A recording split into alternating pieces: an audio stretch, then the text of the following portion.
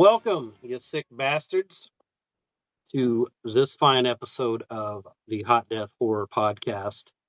This time around, I am really stoked about this guest. I've been wanting to have him on for a little while. I have just been kind of messing around about it and haven't really gotten serious about asking him, and I finally did. I'm like, hey, you got some time? I'd love to have you on. Uh, you know him from Tahoe Joe.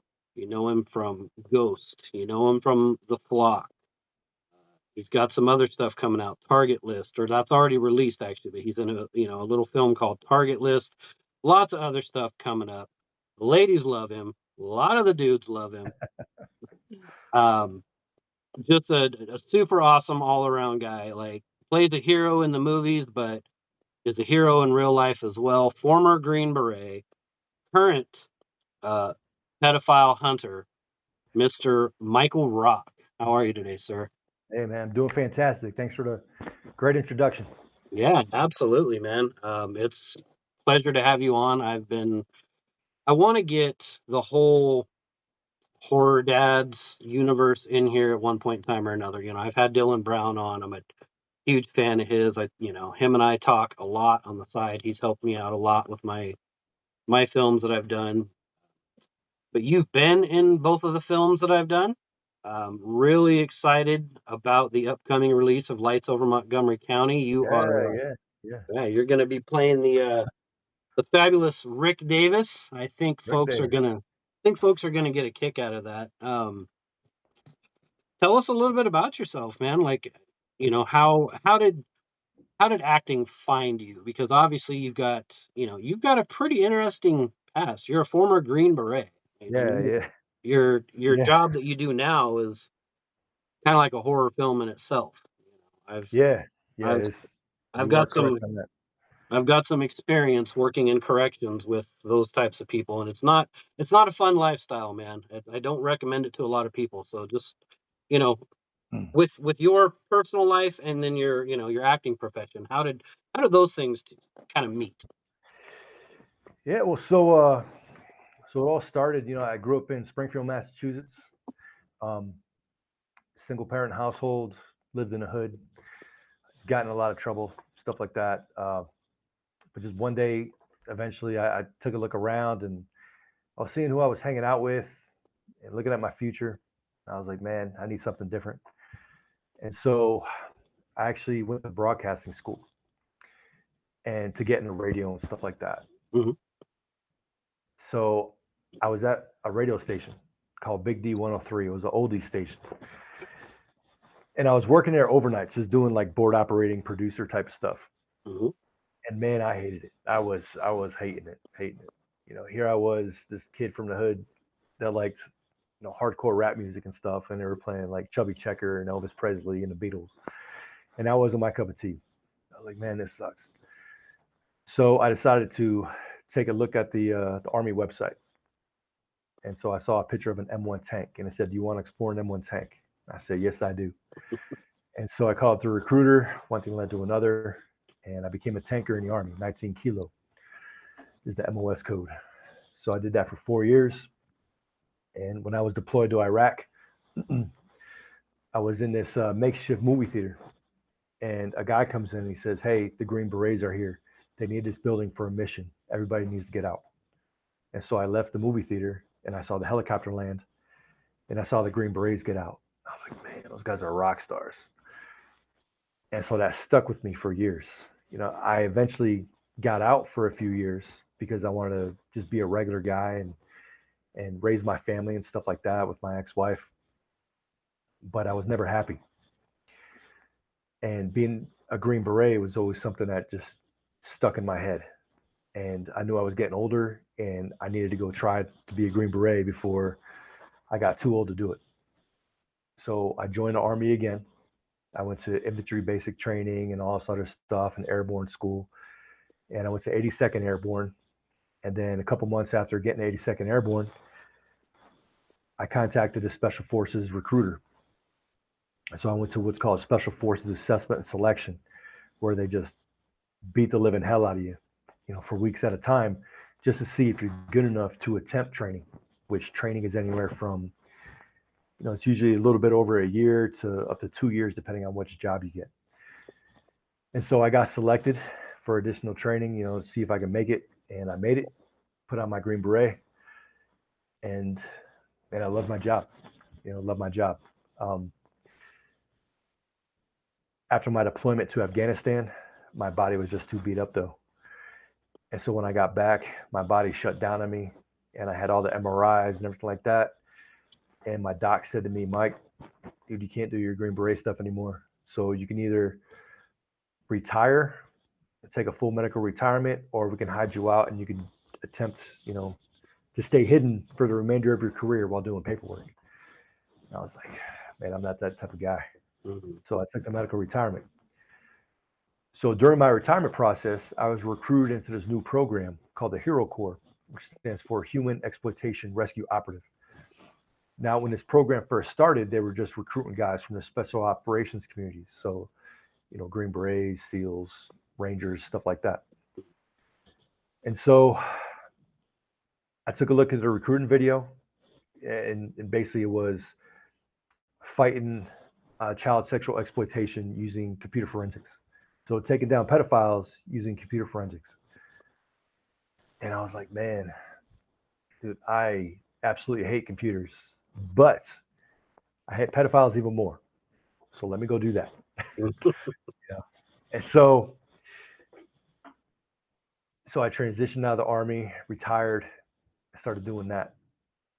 And that was a swift kick in the gut, man.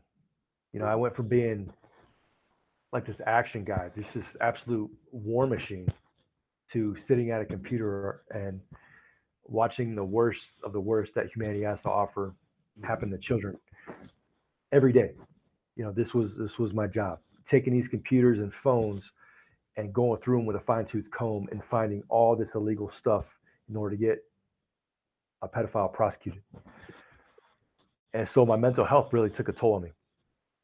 And so uh, I had to find something to balance me out. And so I signed up with this place called GoRuck. GoRuck has started off as like a gear company, and they went on to start doing all these like endurance events based off of special operations training. And so when I saw that it was started and ran by a former Green Beret, I was like, hey, I'm one of those guys. So I emailed them and was like, hey, I want in. I want to be a cadre and run these events. And so that's what I started doing. It was like a little side hustle that I had. Mhm. So my regular job was taking down pedophiles, and then I started running events for GoRuck. And very quickly, I saw what it was doing to other people, and I saw what it was doing to me. It was taking all these folks, taking them out of their comfort zone, and they were accomplishing all these physical and mental tasks that they never thought that they could accomplish in their lives. And so it was changing them for the better. And I was also able to teach them certain things that I learned while in the army. I would teach them military history, tactics, survival skills, uh, spy school stuff. So I was teaching them all this stuff, and I noticed my mental health was balancing out. So I was like, wow, this is amazing. And so I did that for 5 years. Every now and then I would leave for the weekend and go run these events. Well, because of all the injuries I suffered in the army, I'm 100% disabled. My body just couldn't take it anymore. So I decided to hang it up from doing that. But I needed something else. Um, I needed that balance. And so I decided to try acting. And so I was like, all right, you know what? I'm going to try acting, because when I would run these events, I would always become a different person anyway. So it was like I was acting anyway. So I was like, all right, let me try acting. And so I saw that they were auditioning for this play out in a place called Virginia City at a historic opera house called Piper's Opera House, Virginia City, Nevada. And I went in, I auditioned for a small part. I ended up getting the male lead, and acting just took off from there, man. And I freaking loved it.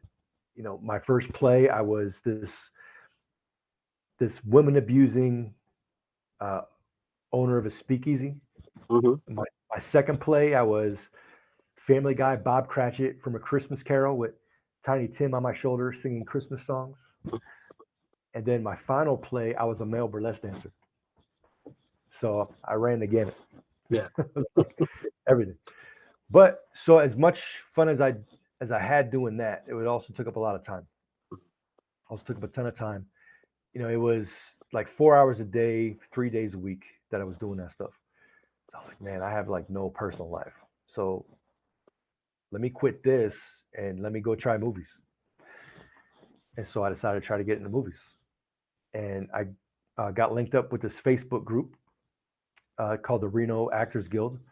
And somebody posted, hey, we're auditioning for uh, the roles of some mercenaries for this movie called The Flock. I was like, okay, let me apply to this. And so I got hit back and I went and I applied. I auditioned for the movie The Flock. That's where I first met Dylan. And we hit it off from there. It was fantastic. Yeah. And that's basically where my movie career started. So I've been doing that maybe 2 years now, something like that. A little Yeah. over 2 years. Yeah. Yeah. It's been a blast, man. I've been doing all these roles, and Dylan and I have come up with some great stuff together, and it's been a pleasure working with him. And I don't have any plans of stopping anytime soon. Yeah. Well, that's good to hear because I know, like I said, I'm a fan of the things that I've seen you in, and the the brown rock combo. It's Yeah. it's kind of like I don't know what to compare it to, but you two, you can tell there's a really good vibe there. Like you go from just being a guy showing up to an audition to walking out with a best friend, kind of. I mean, Yeah. and you can tell you guys have great chemistry. Like I'll just say that the stuff that I've seen you guys in together. I mean, even though in Ghost, Dylan just plays that's about the most he does, but he plays a monk. Um, Yeah. but he doesn't have to say anything. You know what I mean? Like you can just tell that you guys play off of each other really well, and that's not something that comes out very easily. You know what I mean? It's pretty rare to see that kind of thing. So, and for someone like yourself to you know not technically be a classically trained actor, you know what I mean? You did some plays and things like that, but it's it's pretty incredible actually to see you in those roles. I mean, I think your past probably helped you out a little bit with playing the mercenary type role because you have that military background, so you know how to handle a firearm properly. So you're not really acting at that point. The only acting is it's not loaded. But Yeah. Yeah.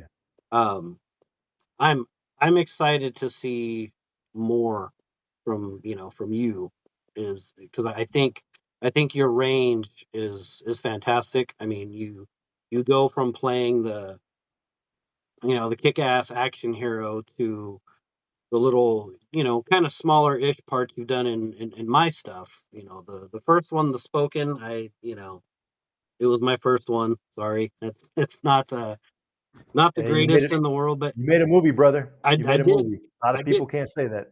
I did do that. And you know, all the positive feedback I do get from it is usually regarding your scene. It really is. Like everyone's like, yeah, it was okay. It was. I think they're just being nice, but they're like, but Rock killed it in that scene. Like that scene was really good. Oh man. Thanks, So man. yeah, but I mean, you did. You nailed that role, and then now in the newer one, the Lights Over Montgomery County. uh, playing the host. I won't give too much away about it because it's not out yet. But you're playing a host of a public access station TV show, and I mean you nailed that too. So I think a lot of people are in for a treat with what you got coming. In the near future. I really do. I think that I think you're one of those rare. It's like you're a natural. kind of type of thing. You found acting and you're like, this is what I'm supposed to be doing. At least to me, that's the vibe I get. Like, this guy is supposed to be on camera, and I just think it's awesome. Uh, and you're not only that, I mean, you're a hell of a nice guy too. Like, that's another thing. There's a lot of people that I've met in some of these groups on Facebook. I'm pretty new to the filmmaking world myself, but I've met a lot of different kinds of folks, and you know, you know how the internet goes. I mean, especially Yeah, you, because like you said, you work with the worst of the worst. But I mean, as far as just day-to-day interactions on the internet, people can really be assholes sometimes when they want to be, and it's nice to see that there's still people out there that are not like that. Like you, Dylan, Josh Brucker, Hunter, the whole Horror Dads unit. You guys legitimately care if people succeed. yeah, And yeah, it's not a it's not a feast or famine type of vibe I get from you guys. You guys, at least for me, I mean, I can't speak for everybody, but at least for me, the vibe I've gotten from you guys is like, oh yeah, come on, there's plenty of room at the table, we can all eat.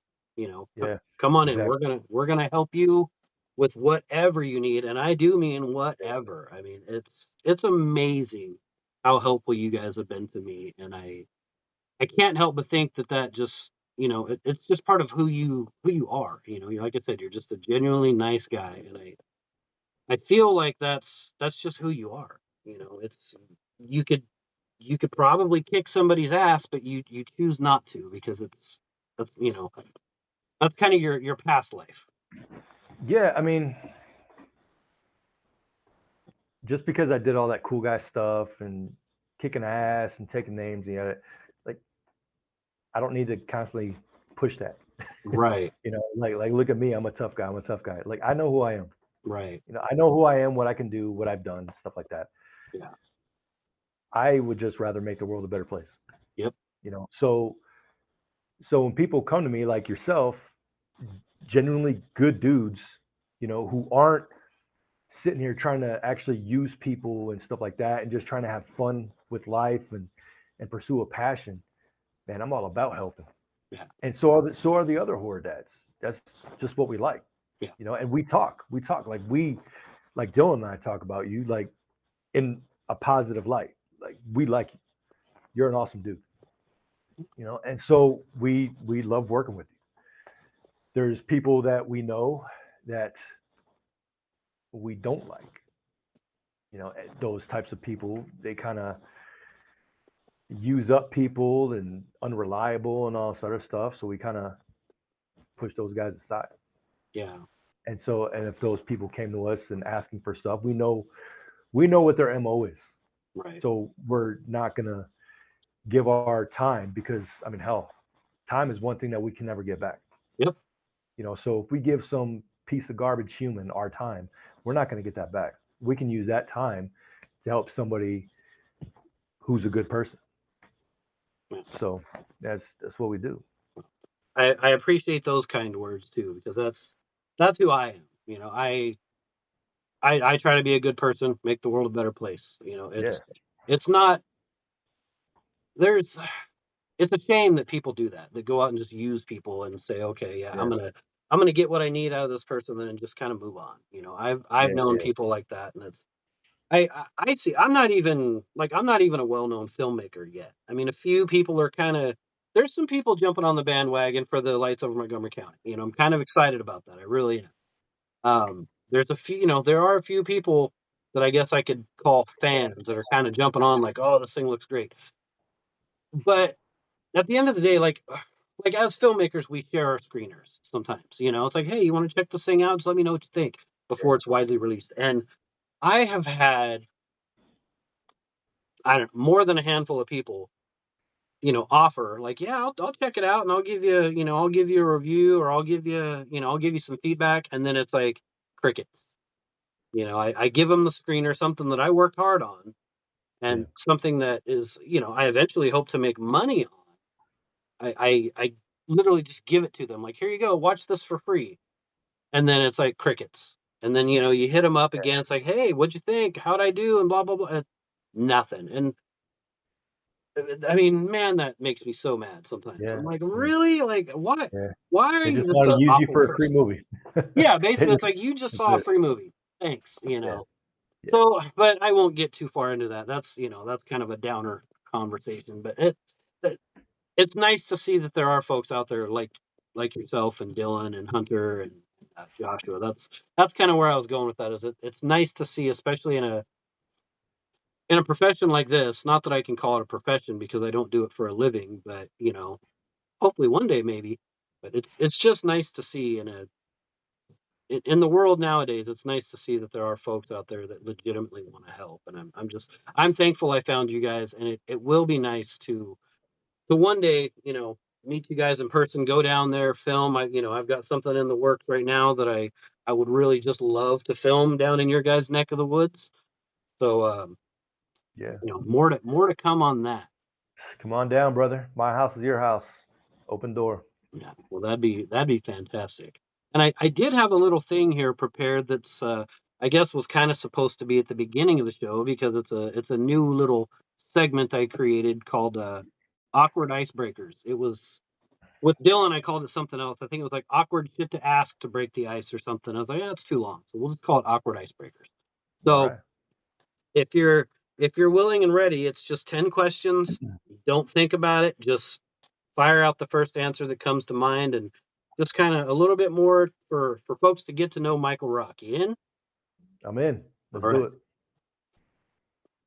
Waffles or pancakes? Pancakes. You prefer hunting or fishing? Hunting.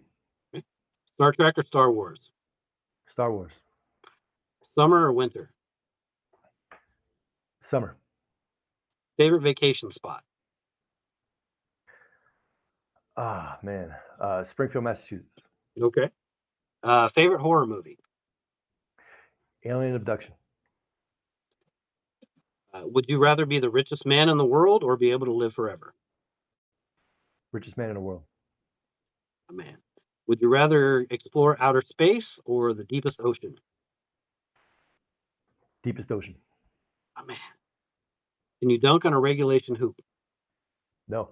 Me neither. And last one, and this one I'm going to ask everybody. I think if offered 10 million and one A-lister, who is it, and what movie are you making? Man. Is John Bernthal, is he considered an A-lister? Hell yeah, he is. Okay. We're doing John Bernthal. And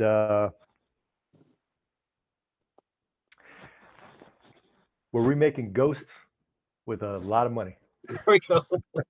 John Bernthal as Ghost or John Bernthal is Ghosts. John Hell yeah. Bernthal as Ghost. Hell Okay, yeah. Hell dude, yeah. I love John Bernthal. Hell yeah, he's an A-lister. Like he's funny too because he has a good podcast as well, The Real Ones.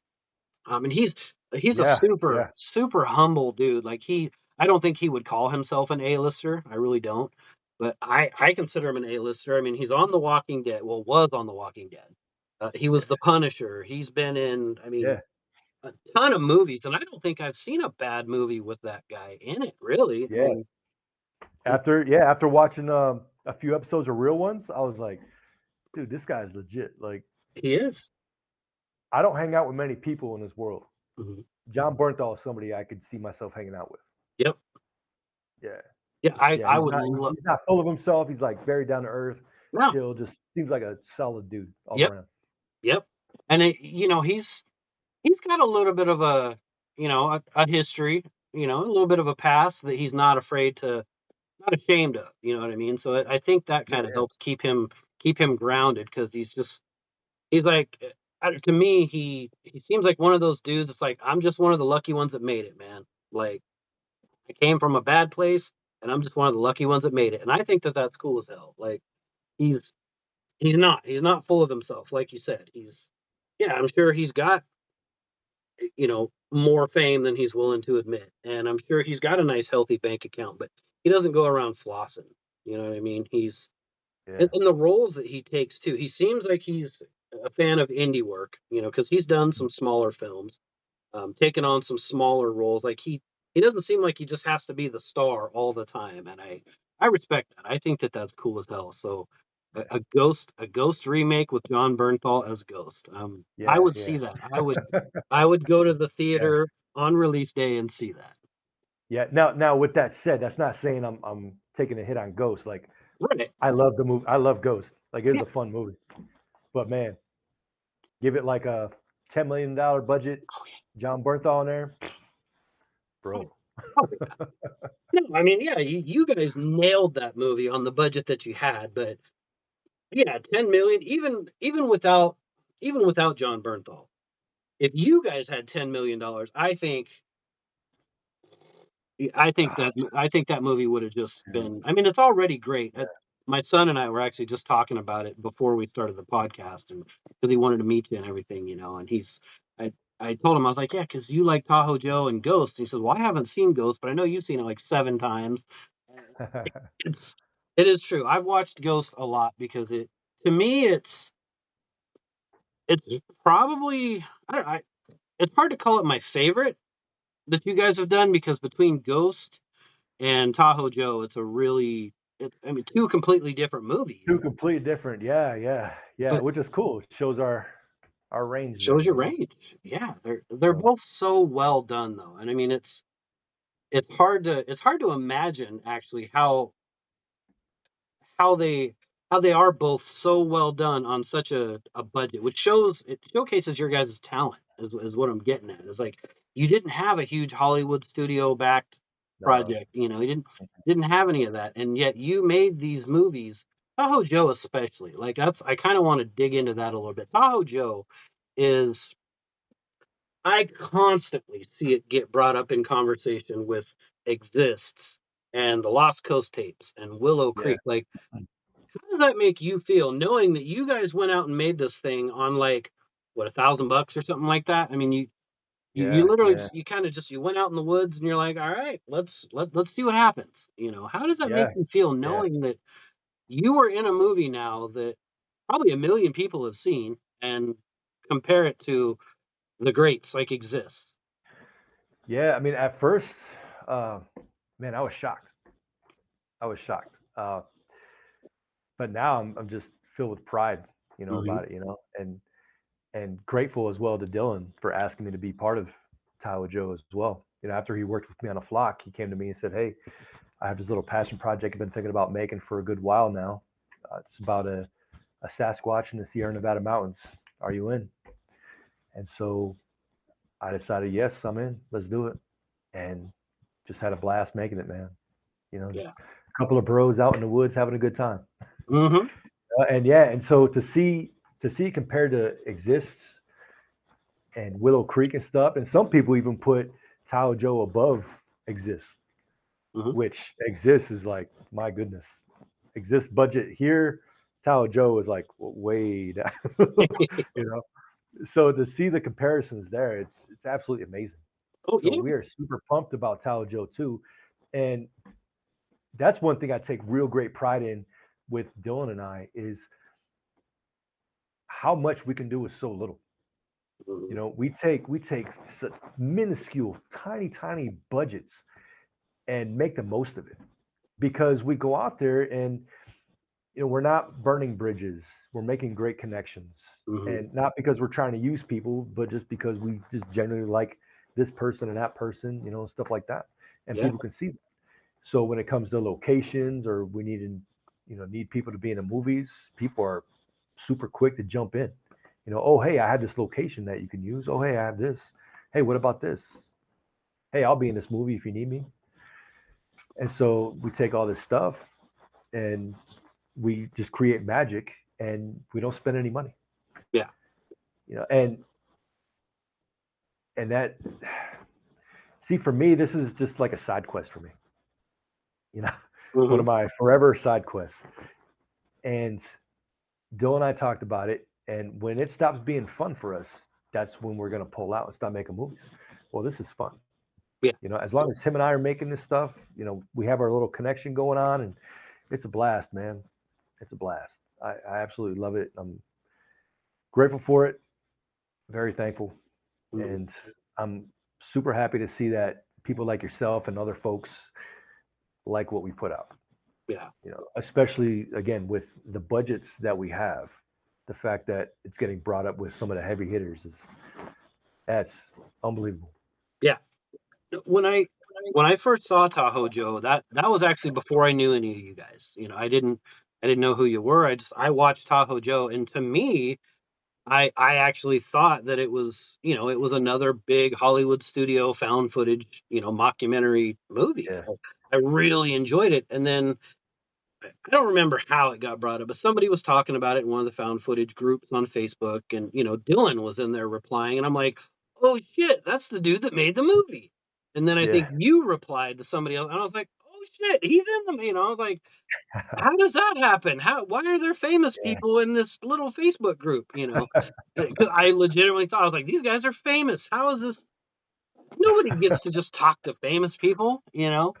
Um, so then I was like, "Well, shit, let me throw my hat in the ring here." So I think I hit up Dylan about something. He made a joke about something, and I replied, and then he replied back to me. I was like, "Oh, he's actually talking to me. That is great." yeah, And then that's kind of how Dylan and I met, is through that Facebook group. And then I had kind of mentioned, "Hey, I wouldn't mind trying my hand at making a movie." And then that's when the spoken came to fruition. And he's like, "Whatever you need, man, I'll help you out." And I was like, "No way, really?" He's like, "Yep, yeah, whatever you need." So I hit him up, and I mean, it for a while it was like constant. I'm like, this guy is gonna get so tired of me. And I'd apologize. I'm like, "Dude, I'm so sorry. Like, I hope I'm not bugging you. Like, please tell me to just screw off if I'm like bugging the crap out of you." He's like, "No, dude, you're fine. Like, this is what I do it for." And I'm like, yeah, "Wow, that is so cool." yeah, yeah. Because he does the same thing. Yeah, People that have made a bunch of movies and stuff, and movies that have been big hits, he hits them up. That's just part of the circle, man. You find awesome people that we're not trying to mooch, we're not trying to use people or anything like that, and we just vibe well together, and that's it. yeah, Circle goes on. yeah. So do you see, and now I know that Dylan has said that he'd like to go back to that universe at some point in time, but do you see yourself playing Ghost again, or maybe just one last time? Yeah, yeah, yeah. We talked about Ghost 2, Okay. and we bounced some amazing ideas off of each other. We even talked about the ending, how we want the Ghost universe to end, Hmm. and it's like if that happens, it's gonna be amazing. Yeah. It'll Well, be amazing, and the way things are going now, the steam that Horror Nerd Productions and Horror Dadz Productions is getting, when that eventually happens, hopefully it eventually happens. The budget will be much bigger, mhm. so we can go hardcore with some stuff, and yeah. But again, as we're talking about Ghost 2, we already have people that are like, hey, you can use all this amazing stuff that I have, Yeah. like thousands and thousands of dollars worth of stuff, like for free that we can use because of those connections, Hmm. just by being a solid person, man. Yeah. You know, it's like if you go out there and you try to make the world a better place. And I'm sorry, not trying to sound like all cheesy and preachy and stuff, but if you go out there and try to make the world a better place and you're just generally a good person, man, all this good stuff is going to come your way. Oh You're going yeah. to build up those karma reserves, Yeah. and then something amazing is going to happen. Oh yeah. And that's what's been happening with old Mike Rock and his film career. Uh, All these amazing opportunities keep coming around, and I keep making great connections, and Dylan does too. And it's just, man, just to think back of where both Dylan and I were, like just like 2 years ago, up mhm. until now. It's crazy, Mhm. absolutely crazy. The amount of stuff that we've done, things that have come out, things that are in the works, connections that we made since then. So, we got projects lined up until probably 2025, 2026. Whew. Yeah. So, in like 2, 3 years, like if we made this much progress just in 2 years, Hmm. I can only imagine what the next 2 years is going to hold. Where we're going to be at. Yeah, dude. Especially, we submitted or Dylan submitted Ghost and Tahoe Joe to some huge film festivals. So if we get some wins in there, that's just going to help it out even more. Oh yeah. And the thing with me, thing that I say is like the people that we work with in our movies and stuff like that. If one of us makes it, then we all make it. Yep. Like the girl who played Eve in Ghost, Hmm. Amanda Morgan, Hmm. Mandy. She's my girlfriend's real life nanny. Just an amazing human. Yeah. Tahoe Joe was her first movie role, Hmm. and I really liked uh, the vibe that she gave out in Tahoe Joe. So talked to Dylan, put her in Ghost as Eve. We absolutely loved working with her, and she really caught that bug, and so she's been just on a tear since. She went to Los Angeles to this competition. She won like best self tape at this competition, and she took home like is like the fourth best actress over there, and Wow. she's been getting role after role. It's just like I said, man. If one of us makes it, we all make it. Yeah. And I love that, man. I love that. We're just out there helping each other out. We don't want anything in return aside from just being a solid person. Right. And it makes it a lot better. It's fun, And again, this it makes it more like a really fun and exciting hobby as opposed to it's like you're gritting your teeth off because I have to go work with this person. I really hate this person. And, they suck as a human, but I got to make this movie with them. Yeah. I'm in a position, Dylan's in a position where it's like, okay, if we don't like working with you, oh, we don't have to. Right. You know, we have real jobs. This is just for fun. And Yeah. if something big comes of it, cool. If not, cool. Yeah. And that's another amazing thing too I was going to touch on is the fact that you guys don't do this for a living. Like, I mean, come on, you've got at least two major, I'm going to call them hits because to me they are with Tahoe Joe and Ghost. I mean, those two movies, Tahoe Joe especially, kind of really just blew up, Yeah, yeah, and I think Ghost is still kind of fresh, but I see over the next year, I see Ghost really kind of blowing up too because it's so different. I think people get so jaded when it comes to found footage, and then people they have these made up rules, which I know Dylan loves to talk about.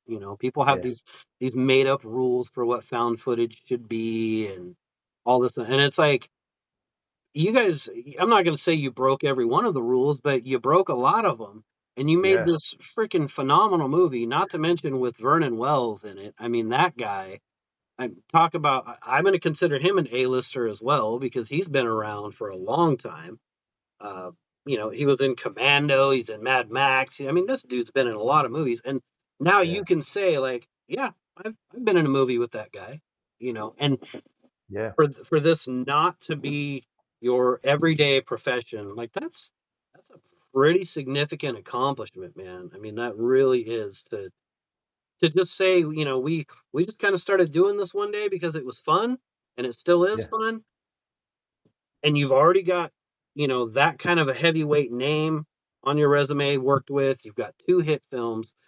Yeah, I think you're definitely on to something with being booked up till 25, 26. You guys are for sure going to see a lot of success, and I'm thrilled to be around to see it. Like, what a good time to be alive and kind of in this universe. A lot of the people yeah, that I've met along the way, it's really cool, the small group of people that you guys kind of, at least as far as I'm concerned, and as far as I know, you guys have kind of started a little inner circle, and it's really cool to be part of it. And I think that you guys are gonna have a lot of success. I think you're owed a lot of success. I think you deserve it for sure. I mean, that's got to be a pretty amazing feeling. You know what I mean? To just wake up every day and like this is people, like you said, not everybody gets a chance to make a movie. Not everybody does that, and to go from what you were doing 2 years ago. Like, did you ever think that you were going to be like a movie star? one day? Like, was that ever on the top of your mind? Never, never, No. no, no. And again, I just did it because I needed a new way to balance myself out. Yeah. You know, and you know what? I'll tell you what the time I actually pulled the trigger on acting was, so I was doing the go rec thing, had to retire from that because my body was all broken and stuff like that. I was doing a bodybuilding competition, competing in men's physique, Hmm. and so I remember stepping up on stage, just shredded to the gills. And again, the real Mike Rock, man. I don't talk to a lot of people. I don't hang out with a lot of people. If I go to a party, you'll see me pretty much keeping to myself, Hmm. very quiet. But when I stepped on stage and I heard the roar of the crowd and the lights were on me and all of the attention was on me, man, it was a feeling like no other. Hmm. And so I took that along with what I was doing in GoRec, basically becoming a new character. And that's when I really decided, okay, now I'm gonna try acting. Yeah. And again, I just wanted to do some stage stuff, again, just for fun. And it just took off. It just took off. And even at one point when I decided to get into movies, I was like, okay, I'm gonna do this. I'm gonna do this local stuff, or make a few movies here. Then I'm gonna go to LA. I'm gonna apply. Take some flights down there, go to auditions, and yada yada yada. But then after a while, especially was working with Dylan, I was like, you know what? I don't need to go to LA. like, like if I go to LA, I have to deal with a whole bunch of BS down there and a bunch of people Hmm. just stabbing me in the back and just slimy people.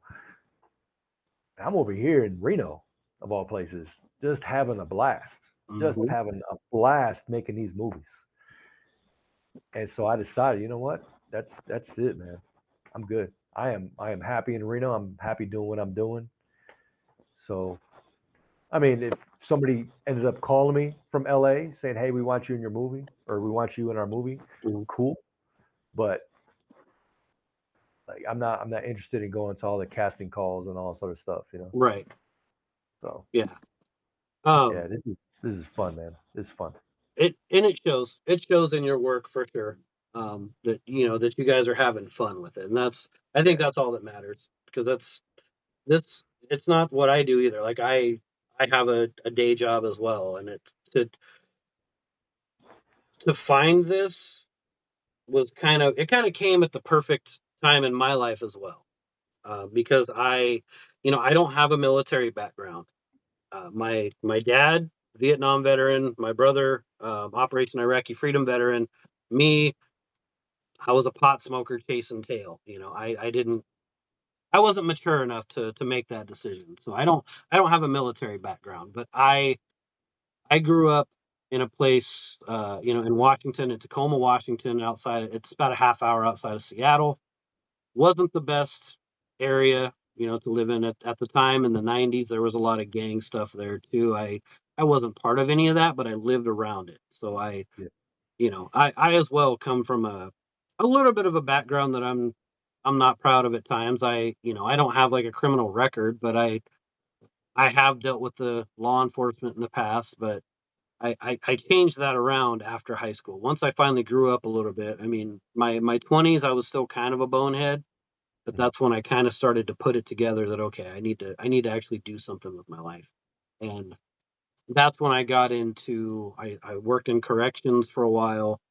And man, that I admire people that can do that for a whole lifetime for a career, because that's just the mental toll. I think more than anything, it's the mental toll yeah, that it takes on a person. I mean, it was a great living for sure. I mean, the money I made from it was phenomenal because I could work all the overtime I wanted. I could work 16-hour days every day of the week if I wanted.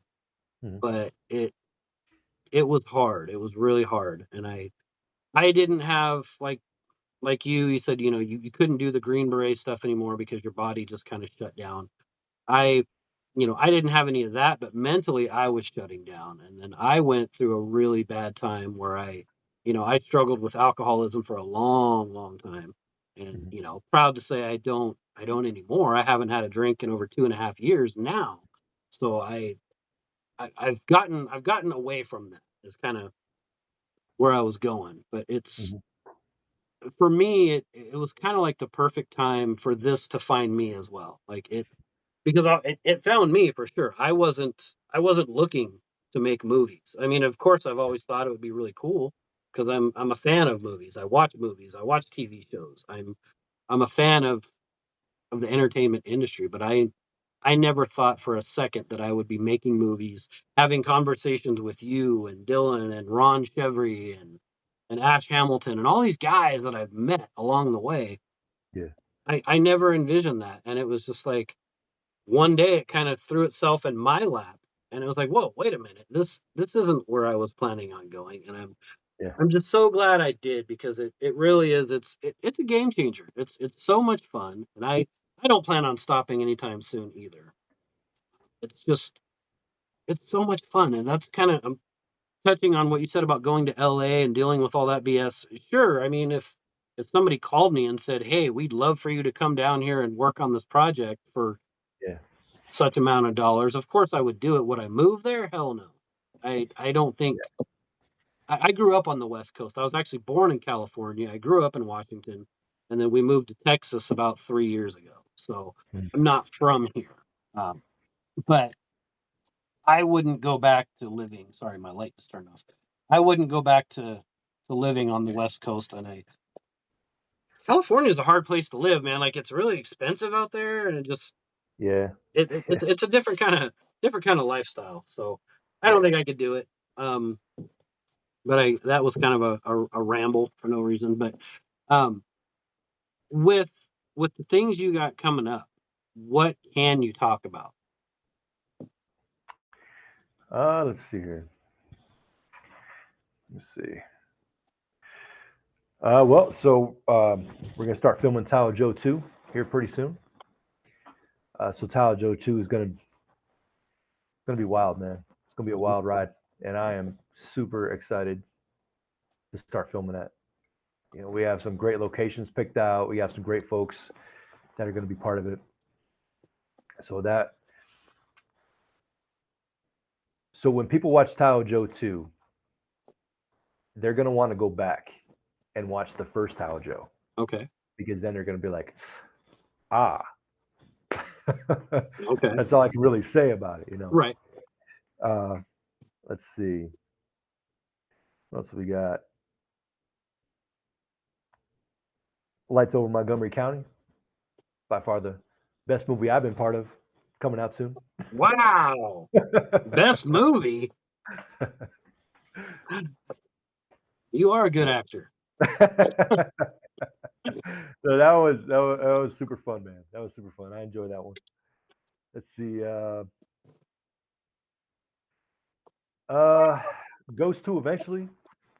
Eventually that. I know Dylan has a couple other things in the mix. Um, whether I'm part of those things or not, I don't know. I mean, if he wants me to be part of them, he just has to ask me, and boom, I'm in. But then yeah, some other stuff I can't really talk about because I'm not sure how much could be said. Okay. Uh, yeah, there's some other like super minor roles with like some local production companies and stuff like that. So Mhm. nothing too big. Right now though, so one of my little, it's kind of like a little bucket list item of mine Mhm. was to be part of a haunted house. Mhm. And um, so a couple of the folks that were in Ghost, I met during my stage acting days, right? And we just hit it off like great folks. And so we needed a location and some people, some extras for Ghost. So I hit up my buddy and his wife, and they were like, "Yeah, man, come on down, come to my place. You know, you can use the location, and we have a bunch of people that are willing to basically get killed in a movie. Mhm. Like, cool." And so I met these guys, and they were all part of this haunted house crew called Dark Corner Haunt, and they were great folks. And so from there, they sent me a link like for an audition to be part of the haunted house this year. Okay. So I was like, hell yeah. And so I went to the audition. I nailed it. They were like, dude, you're amazing. We want you to be, one of our main actors. And so I'm actually the rules guy. So when people come in, like I give everyone like the spiel about the rules and all sort of stuff, and I put them on the elevator and send them to their doom or whatever. Uh-huh. Yeah, so I'm pretty pumped about that, man. So that haunted house called Dark Corner Haunt, it opens Friday. Okay. It's this Friday coming up. Dark Corner So Hunt. That's in the Reno area. yeah, what date is that? I'm not good at dates. September, because I don't know when this is dropping. Friday. Let's see. It's like September 28th or 27th or something like that. Yeah, I think so. My iPad literally just like timed out on me, so I didn't pull up the Yeah. calendar. But Yeah. Oh, I'm sorry. September 29th. September Yeah. So 20th. September 29th, and it's going on to Halloween. Dark Corner Haunt in Reno. And so what we have is we have there's a giant bowling stadium. It's like a National Bowling Hall of Fame and everything like that is in there. Mhm. It's this giant place, and so the haunted house is in this giant place, this bowling stadium. And it's absolutely amazing. Like the work that went into this thing is phenomenal. So I'm really pumped about doing that.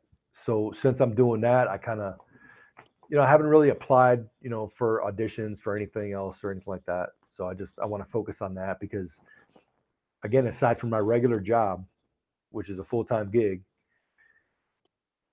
I have to do this on Fridays and Saturdays, sometimes on Thursdays as well. Mhm. And that's like 7 or 8 hours on top of my regular gig. Whew.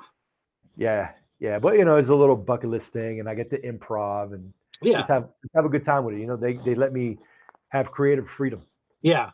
so they were like, "All right, man, just come up with your own character, do your thing."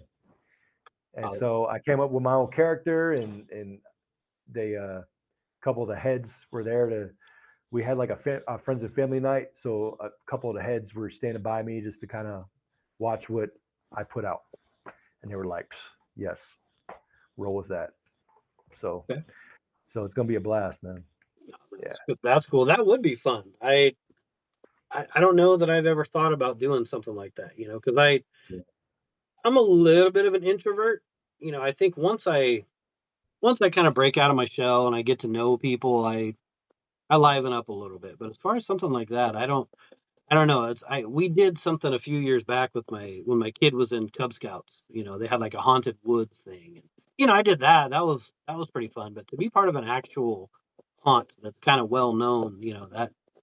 that would be a blast, man. That sounds like it'd be really fun. Like that's almost worth a trip to Reno itself, right there, to go Yeah, yeah, see a haunt. Because we have them here too in the Houston area, but I don't. There's a pretty popular one, but I don't know really where it's at because we haven't been yet. But that would be fun. I mean, kind of going along the Hell House vibes. yeah, That's yeah, a pretty popular found footage movie. So to actually work in one, that'd be pretty badass. yeah, yeah. It's awesome, man. And you said you're an introvert, bro. I consider myself an introvert as well. But the thing is, I've become comfortable at making myself uncomfortable. Right. So I take myself and I put myself in these situations where I have no choice but to interact with the public and use improv skills and be surrounded by people and have everyone looking at me and stuff like that. So yeah, it's pretty exciting. Yeah. And by doing this haunted house, like again, you have to be on your toes. Hmm. So again, I came up with my own spiel, but so like every 4 to 5 minutes, I'm giving a speech over and over again. And so every 4 to 5 minutes, I'm getting a whole new crew of people. So it's like 10 different people coming up every 4 to 5 minutes. Hmm. And you don't know who those people are or what they're gonna do, how they're gonna act, how drunk they are. Right. So you're gonna be on your toes and you gotta stay in character and you gotta be ready to snap back real fast and do all this stuff. And so in reality, it's it's some hardcore acting training that I'm Yeah. going through right now. Yeah. So Some more good stuff to put on the resume because I know for a fact I plan on asking you to do a couple more things, for some projects I've got coming up in the future. Uh, so, I, I'm in, brother. I'm well, in. I certainly hope so because I would love to have you, especially for the one I, I plan on coming to Reno to film. Um, to meet you guys, number one, and then just to be in that particular location. I think that's a pretty good location for what I'm envisioning here. I've got a zombie flick. That's about all I'll say about it, but it's going to be a zombie flick because I like that. I like that particular genre. I'm an old Yeah. school horror guy. I like all the old zombie flicks. I want to stay for now at least in the found footage realm because I think that's a little more my cup of tea. I mean, I enjoy found footage horror the most. Aside from 80s horror, I think I enjoy found footage horror the most. Not to say that there's not some really good, traditional shot narrative, horror movies, but I just really enjoy found footage, and I think it's a blast to shoot.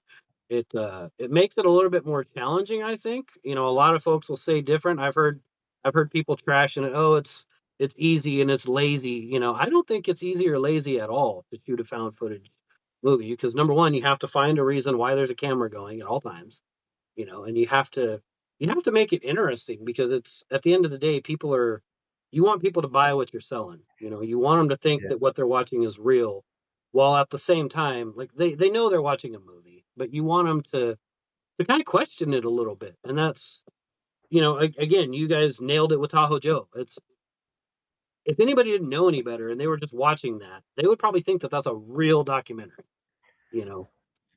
Yeah. So People actually hit me up. yeah, People find me on Instagram and hit me up. yeah, I Hey believe. man, let me ask you about this movie. Is this real? Does this really happen? No. Yeah, I believe it. I believe it. Um, so yeah, I want to do that. I want to come down to that neck of the woods and film that. I'm working now I want to do a series. I want to do kind of like a creep show type series. And I've got 5 episodes written, and I think that would be a good start. Like, I don't want to go crazy and do some 12 episode, hour long per episode type of deal. I don't necessarily want to call it an anthology, but I mean, I guess it's kind of that. But there's a few people doing anthologies right now. Like Ash Hamilton's got an anthology he's working on. There's a couple others. So I don't want to seem like I'm jumping on any bandwagons, but I think there's a lot of found footage movies. There's not a lot of found footage series. Yeah. Like I think like Tales from the Crypt. I've mentioned it before on previous podcasts that Tales from the Crypt and Creepshow and things like that those are my jam. Those are what I grew up with. I love them, and I would love to just pay homage to those types of shows in any way that I can. And I think to do it in the found footage world would be pretty awesome. Um, That would be awesome. Yeah. yeah. So like I said, I've got 5 episodes just about ready to go.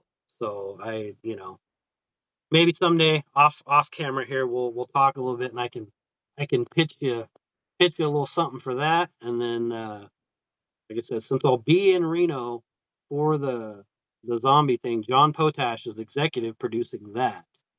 Another phenomenal freaking guy. I mean, that guy's a rock star. He's a stud, man. I love that guy. Yeah, he's awesome, man. Yeah. Yeah, I was actually talking to him today. Were you? Yeah. Yeah, yeah, because I was on a hike today and I saw a snake. There's a snake in this dark tunnel. Oh, okay. And boy was coiled up, ready to strike and stuff. And so I took a picture of him. I was like, "Hey, man, what kind of snake is this?"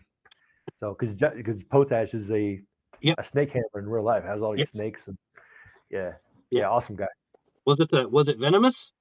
No, no, No. Okay, that's good.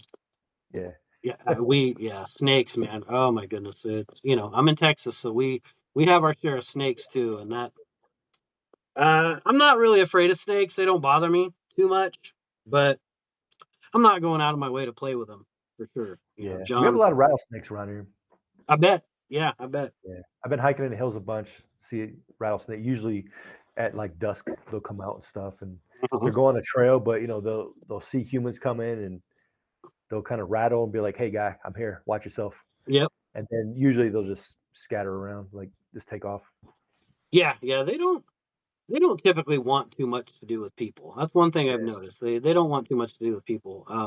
in a previous life, I was a cable guy, so I ran into them all the time, doing that. So that's kind of another reason why it's exciting to have Potash on board for the zombie thing, is because we can throw a little bit of wildlife up in the film, and Yeah. he knows how to handle all that stuff. So I think it'd be pretty badass to do something with a snake, maybe a zombie snake would be a pretty fun idea to throw in the movie. So Yeah. I don't know, it's just something I'm kicking around. Like I said, I've got the screenplay written. I just got to figure out the intricacies of makeup and effects and all that. But I'm really Yeah. excited about that, and I hope that we can get to something in that. And then aside from the acting portion of it, um, you got anything that you're working on as a Michael Rock project? Are you directing anything, producing anything? Yeah. So I actually just entered. It's called the Carson Creepy Contest. Okay, It's it's just a film competition for Halloween in Carson City, Nevada, the capital of Nevada. So that started a few days ago, and we have 14 days to produce a 5 to 9 minute horror movie, okay, and it's got to be like PG-13 or so. And so it's called My Willow. And so I'm using my girlfriend's daughter. Her name is Willow, and so okay, her and I are just like two peas in a pod. And so I'm gonna start filming that either today or tomorrow. But okay. I made a movie poster or the props that I needed, stuff like that. So that's gonna be fun. And so that's gonna be done by October 4th, and then October 14th is gonna be the screening. If I made it into if I made it into Yeah, the the finalist, I guess. So yeah, so that'll be fun. okay. Aside from that, not really. No, like as far as making stuff, again, I'm super busy. I have some stuff that I do want to make, but I haven't pulled a trigger on it yet. Yeah, I'm just trying to, I just had a spinal fusion in back in May, so I've been recovering from that. So my body's been bouncing back from that. So dealing with some health issues and stuff like that. yeah. Getting back into the fight, turning my body back into the machine that it used to be. Hmm. So kind of taking it easy. So just Yeah. waiting to film Tahoe Joe 2. Oh, split screen. I did a little bit of work in a movie Split Screen coming out. Hmm. That's Josh Brucker and Dylan Brown. Basically, what they did with that is they made 2 hour-long horror movies. Hmm. It's being released together, so that's a fun one. That's Yeah, a fun one. So the one I worked on with that is the Grays. It's about aliens in Nevada. Go figure. yeah. So that one's pretty. That's a pretty fun one. I wanted to ask about that one, but I wasn't sure because I know that Dylan and Josh have officially kind of announced it now on social media, but I know it was kind of a secret thing. Like Yeah, yeah, nobody knew yeah, that you guys were working on that. Nobody knew what was up. I didn't even for a while, and I think it wasn't until I said, "Hey, I'm making an alien flick. You want to do a little part in it?" I asked because Dylan's got a little part in Lights Over Montgomery County, and then it was like we did his scene, and then it was like he was like, "Oh yeah, by the way, here's something I'm working on too." I was like, "What? That is yeah. so cool!" So and it, I've I've had the pleasure of seeing some of it. I haven't seen Josh's portion. Um, but I've seen little pieces. He's kind of shared little pieces with me. Yeah, yeah, It looks fantastic. I think both of them are going to be creepy as hell. And I mean, a split screen, a double feature. Like again, talk about another, knocking it out of the park with being original. That nobody does that, and I think that that's yeah. so cool. So Grays, you were in you had a part in Grays. I may or may not have had a small part in Grays as well. So that you're right, that was fun. Can you say anything about it? Are you willing to share anything about it? I don't really want to say anything about it. Okay, I don't want Dylan to come over and fair beat me enough. up or something. So Fair enough. I don't know how much he wants released. I mean, there are images and stuff Hmm. that he posted online, Alien and stuff. Right.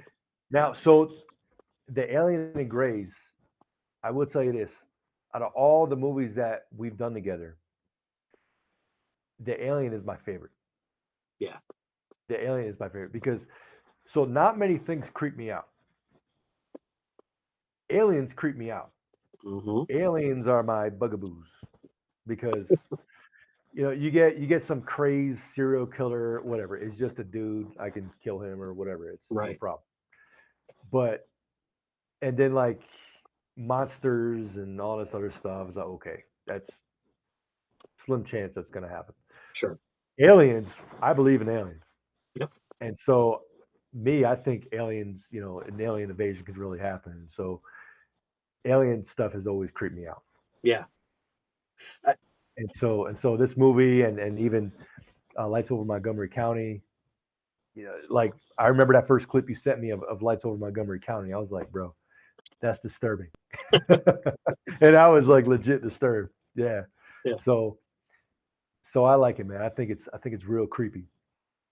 Well, So it's a good one. It's a good one. okay. Well, yeah, I know he hasn't released too much on it, so that's why I was kind of cautious to ask what can you say. But again, total respect. I'm not here to pry on any of that stuff, but I I think it's going to be a hit from what I've seen of it. I think it's going to be a hit, and I'm right there with you as far as with stuff creeping me out. I'm not really creeped out by much. Like I Yeah. said, monsters probably not. Ghosts maybe. I believe in ghosts. But aliens, yeah, dude. Like aliens, I'll lose sleep over alien stuff like that. Yeah. That really is Yeah. creepy because that's a legitimate possibility. The It's a universe is possibility, man. Yeah, it's a possibility. And if they can get here, I mean, they're using amazing technology to get here. So what other kind of technology do they have? well, yeah. Well, who Is knows? my rifle gonna do anything to these guys? I don't know. I probably who knows? And What can they do to me? right. Well, Yeah, and as far as I'm concerned, I think they've probably been around for a lot longer than we know. Like that's yeah, a whole other conversation. Like we probably should have started that conversation an hour ago because I could talk about aliens all day, man. Like I'm a really big fan of Joe Rogan and his podcast, and he talks about aliens a lot. And some of the stuff that he's talked about, I was like, I wonder. Who's to yeah, say we're not starting over from something that we were previously a million years ago? Like yeah, the pyramids and things like that you see all over the world. Like, how was that crafted that long ago by people with zero technology? Like, you're telling me technology didn't exist a million years ago and an asteroid didn't just come and wipe it all out and we're round two or maybe we're round three. Like the Earth has been around for what 500 million years. Like that is a long time. That's almost incomprehensible how long that is. Like yeah, to me, it's kind of hard to believe that there has not been some sort of other civilization at some point in time, and here we are just thinking, oh yeah, we're the first one. Like, ugh, no, yeah, that creeps me out. That really creeps me out because yeah, yeah, yeah, it's ugh. So yeah, I won't get too far into that, but that's a creepy conversation. That's kind of why I wanted to make an alien flick because to me, I remember what inspired Lights Over Montgomery County is I remember being in high school and it was 1996 maybe I think is when it came out, but it was like the remake of the McPherson tape. It was alien abduction incident in Lake County. It was about the family sitting around having dinner or whatever, and all of a sudden they see like stuff going on outside. So the dad and the son kind of run out with a camera, and it's I don't know if you've ever seen it, but it was aired as if it were real. It was like a special broadcast episode on channel 13, whatever. It's like tonight for the first time you're gonna see this footage of this family, and it was to me it was brilliant the way they filmed that and made people think it was real. Same thing with Alien Autopsy with yeah, yeah, what's his name? Jonathan Frakes from Star Trek Next Generation. He was the host. He was the Rick Davis, so yeah, that's where Rick Davis came from, by the way, is that Jonathan Frakes character from that Alien Autopsy show, how they kept cutting back and forth to the host and then the footage. And so that's where Lights Over Montgomery County came from. And for those that obviously nobody's really seen it yet because it's not released, but those curious about it, that's where I went with that one. That's the vibe that I'm giving. Is it's like a lost episode of a show that got broadcast only one time and then it got scrapped by the network, and now there's these bootleg copies of it floating around out there, being kind of illegally distributed. So I think there's some pretty creepy, pretty fun stuff coming in that movie, and I thank you a lot for wanting to be a part of it, because when I was writing it, thinking of that host role, I was like, you know what? I bet you Michael Rock could nail this role. I really I do. And so I pitched it to you, and you said yes right away. I'm like, oh, thank God he said yes, because I really didn't. I honestly I really didn't have anybody else in mind for that particular role. So I was like, oh, I hope he says yes, because this is his role. I couldn't. Oh man, yeah. Well, hope I did you proud there. Oh, you did, definitely. I think people are gonna really. I think it's going to have a little bit of a fan base. There's going to be a lot of haters. I already know that. There's going to be a lot of haters, but it is what it is. Yeah, People. dude, that's the thing, man. There's haters everywhere, and Dill and I, we love when we get hate on our movies. It's hilarious. Like we'll use it. like there's this one, like there's a site that they do movie reviews and stuff like that. People can go in there, do movie reviews. There's Mhm. like this one salty old goth lady, and she like hates our movies with a passion. So like she did a review on Tahoe Joe. She put like, what'd she say? Uh, Morons go camping in the woods and think it's entertaining. Yeah, I think I saw it. you Yeah. know, so I was like, yes, yes. And so what we do is we use that as part of our marketing. Yeah. it's like, we'll post a review and be like, hey, come see the movie that some goth lady said, this about. And Yeah. so it generates buzz. People are like, man, okay, if this person is saying this negative thing about it, you know what? I want to see it. Yep. I want to see the train wreck. Exactly. Yeah. Exactly. That's how I am too. Well, now I have to see Yeah, it. If it's so terrible, I yeah, must yeah, see it. yeah, yeah. So I like it. I like it. Yeah. You know, sometimes it's overboard. Like you go on the IMDb page for Tahoe Joe, and there's like one review. Dude wrote like no lie, like 10 paragraphs, like downing the movie. It's like, bro, who hurt you? It's like Wow. Dylan and I didn't hurt you. We didn't do this to Yeah. you. Like, why are you so salty? it's Yeah. like, it's like it's small budget stuff. It's like, but so you just gotta take it with a grain of salt, man. Some of the stuff, use it as marketing for your own self promotion. Yeah. Other stuff, just whatever. Oh yeah. Because you're gonna have haters, you're gonna have people that love it. As long as you are happy with it, Hmm. again, you went out there yourself, you made the movie. You did all the camera work and all the writing and editing and all this other stuff. Even if the movie sucks, even if 99% of the people out there say this movie sucks, still be proud of it, man, because you made that. Yeah. Well, I appreciate So, the vote of confidence on that, because yeah, I am proud of it for sure. By far, I'm more proud of I mean, I'm proud I did the spoken, of course. I mean, I made a movie. I wish I had taken a little bit more time on that one and learned. I wish I had learned some camera techniques before just kind of jumping into that one. But yeah, it is what it is.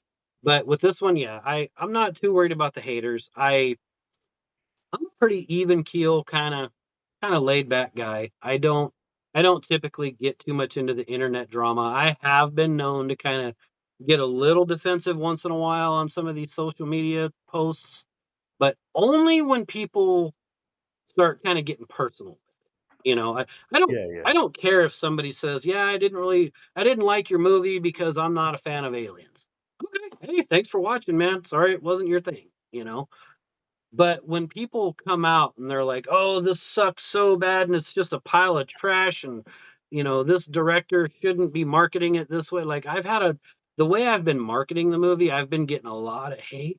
People are like, "Oh, you're so stupid because like you can totally just look it up on IMDb and see that it's a movie." It's like, I understand that. I'm not really trying to get people to believe that this thing is really a lost piece of Yeah, yeah, footage. yeah.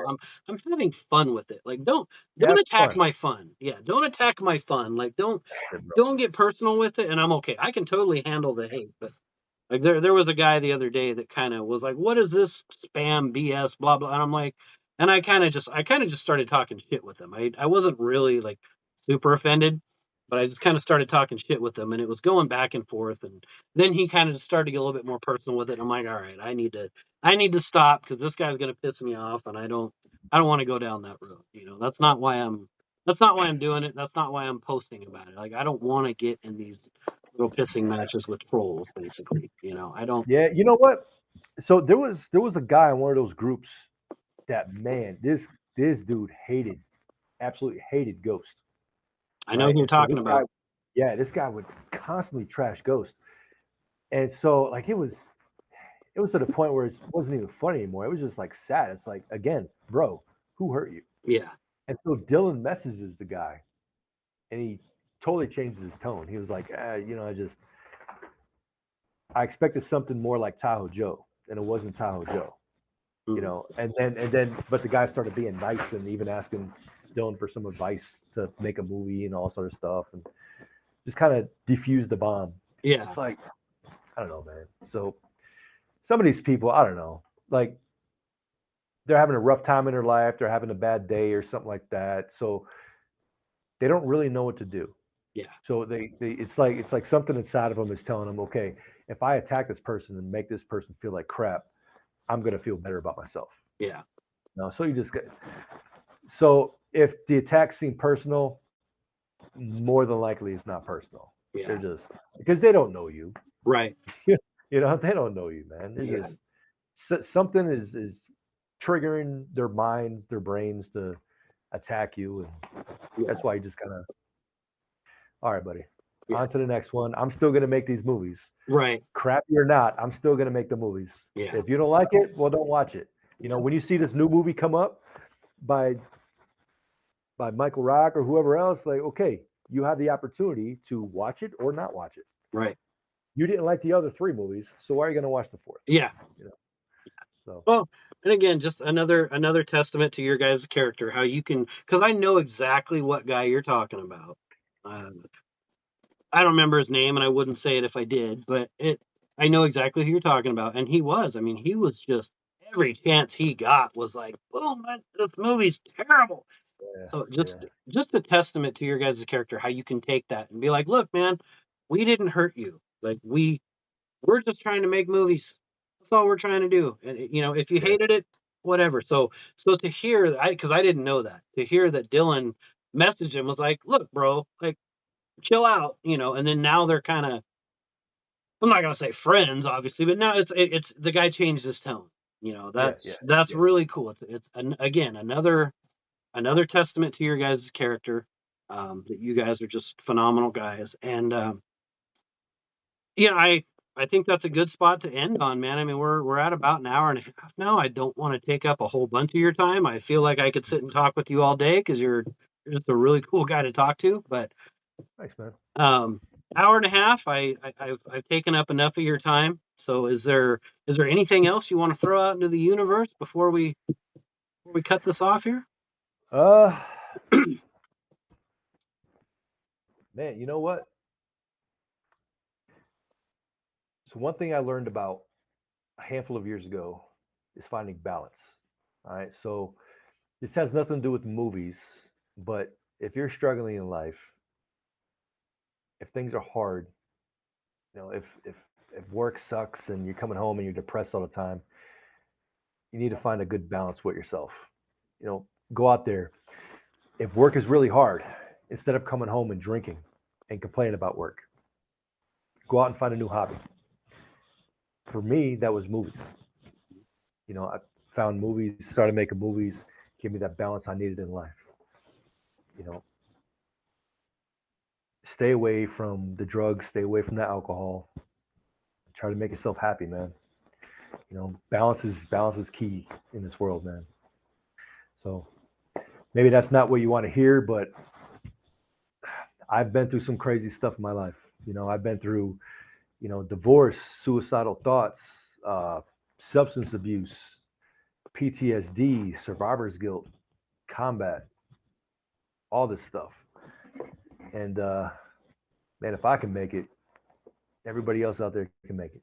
So, you know, things are hard.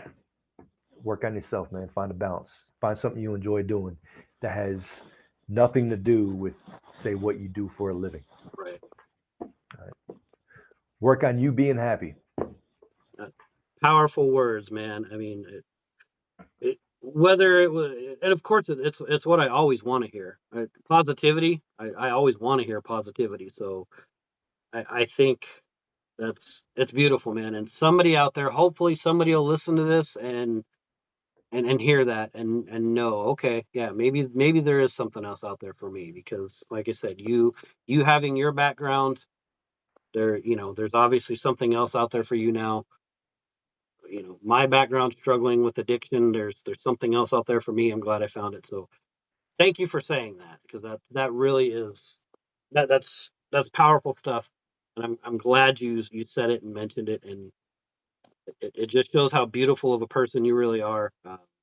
Just I can't say enough good things about you, man. I'm glad I met you. I'm glad you came on the podcast, and I really look forward to working with you more in the future. And this Reno trip, I'm going to do everything in my power to make it happen. I'm a married guy. I've got lots of kids at home and a day job and things, so it's going to be a lot to juggle. We got a newborn baby around the house, so it's going to be a lot to juggle. But I'm going to try everything I can to do it and get down there and meet you guys in person, and hopefully have you in a zombie flick in one way or another, man. Yes, sir. Look forward to it, man. I am greatly honored that you like me enough to keep putting me in your movies, and you wanted me on your podcast. So thank you for that again. Anytime, man. Anytime, for sure. It'll hopefully it's not just a one-time deal for the podcast. I'll have you on anytime. And as far as the movies are concerned, yeah, it's you're pretty high up on the Christmas card list, sir. So we'll get you. I'll Awesome. always have a role for Mike Rock. That's for sure. Appreciate it, brother. All right, buddy. Well, thank you again for coming on the podcast, and thank you for telling your story and just being who you are. Keep being who you are. It's wonderful. All right. All right, man. Take care.